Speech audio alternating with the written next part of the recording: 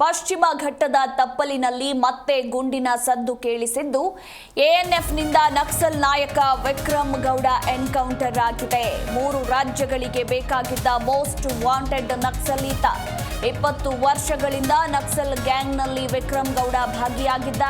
ಇನ್ನು ಕಬ್ಬಿನಾಲೆ ಅರಣ್ಯ ಪ್ರದೇಶದಲ್ಲಿ ವಿಕ್ರಮ್ ಗೌಡ ಎನ್ಕೌಂಟರ್ ಆಗಿದ್ದು ಇನ್ನೂ 4 ಎಸ್ಕೇಪ್ ಆಗಿದ್ದಾರೆ. ಅವರಿಗಾಗಿ ಪೊಲೀಸರ ಶೋಧ ಕಾರ್ಯಾಚರಣೆ ನಡೀತಾ ಇರುವಂಥದ್ದು. ಪೀತಂಬೈಲ್ ಬಳಿ ಎಎನ್ಎಫ್ ಮತ್ತು ನಕ್ಸಲರು ಮುಖಾಮುಖಿಯಾಗಿದ್ದು ಈ ಸಂದರ್ಭದಲ್ಲಿ ಗುಂಡಿನ ದಾಳಿ ನಡೆದಿದೆ.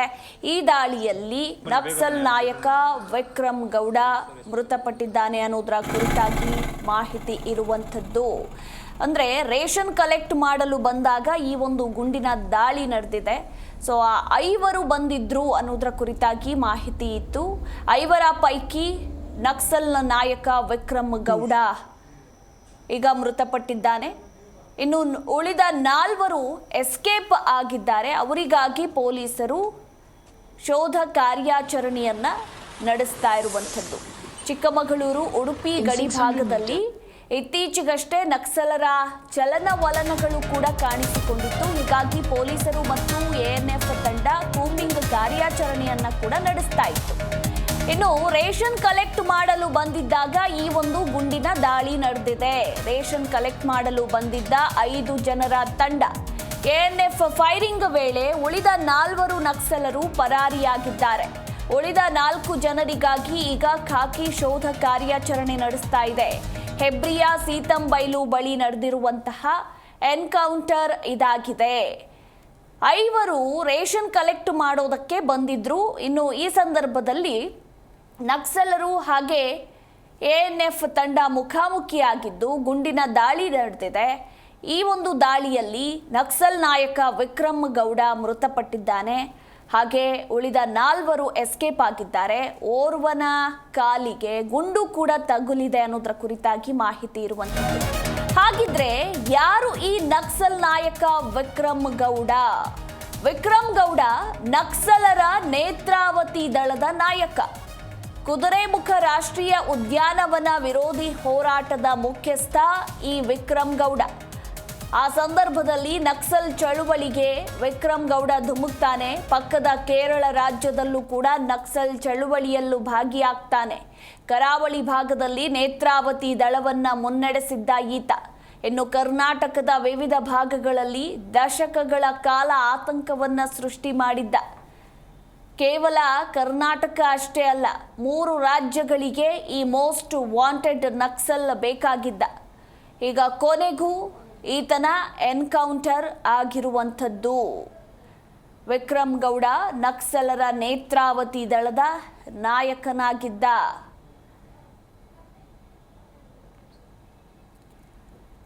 ಈ ಕುರಿತಾಗಿ ನಮ್ಮ ಪ್ರತಿನಿಧಿ ಸಂದೇಶ್ ಶೆಟ್ಟಿ ಇನ್ನೂ ಹೆಚ್ಚಿನ ಮಾಹಿತಿಯನ್ನ ನೀಡ್ತಾರೆ. ಸಂದೇಶ್, ಪೊಲೀಸ್ ಎನ್ಕೌಂಟರ್ಗೆ ನಕ್ಸಲ್ ನಾಯಕ ವಿಕ್ರಮ್ ಗೌಡ ಬಲಿಯಾಗಿದ್ದು ಇನ್ನೂ 4 ಎಸ್ಕೇಪ್ ಆಗಿದ್ದಾರೆ. ಅವರಿಗಾಗಿ ಶೋಧ ಕಾರ್ಯಾಚರಣೆ ಕೂಡ ನಡೀತಾ ಇರುವಂಥದ್ದು. ಈ ಬಗ್ಗೆ ಹೆಚ್ಚಿನ details.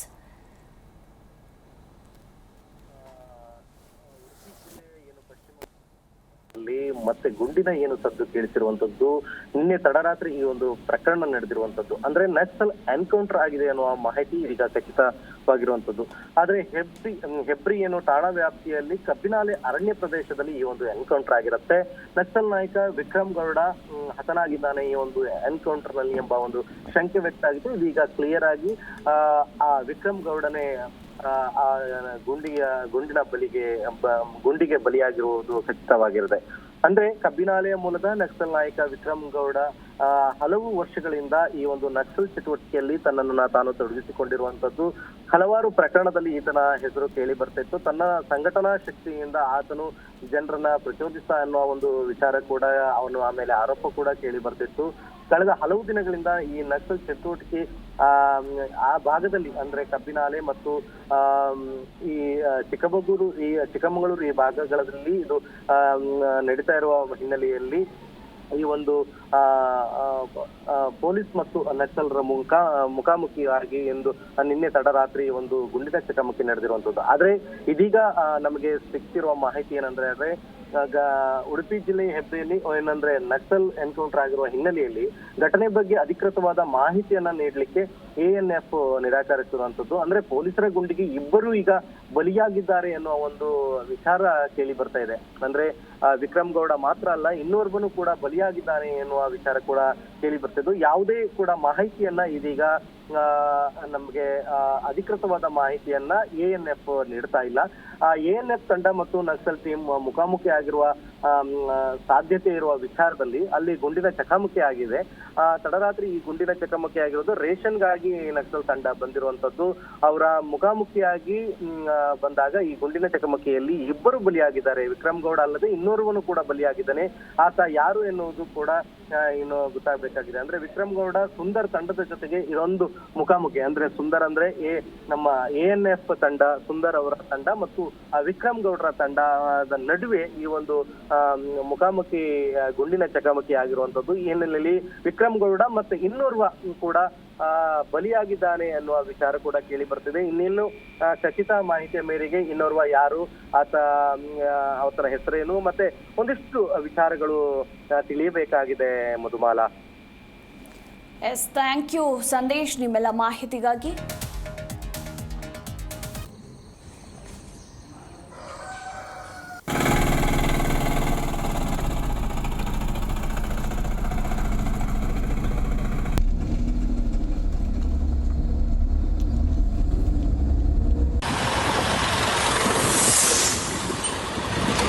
In 600 meters, turn left onto Kabinale Road.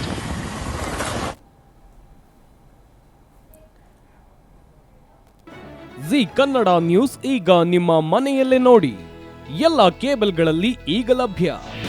ನಿಮ್ಮ ನೆಚ್ಚಿನ ಜಿ ಕನ್ನಡ ನ್ಯೂಸ್ ಈಗ ಸನ್ ಡೈರೆಕ್ಟ್ ನಲ್ಲಿ number 292, Tata play number 1664, Jio TV number 1334, NXT digital number 30, in cable number 30, city networks 51, U digital number 162, GTPL number 17, Rockline telecommunications number 42, Shri Basaveshwara cable number 168, rural cable network 60, Vinayaka digital 57, Abhishek cable 821, city channel 53, Siddeshwara cable network 57, V4 digital Infotech 628, Surya digital networks 53, Gajanan digital number 836, Malnad Infotech private limited number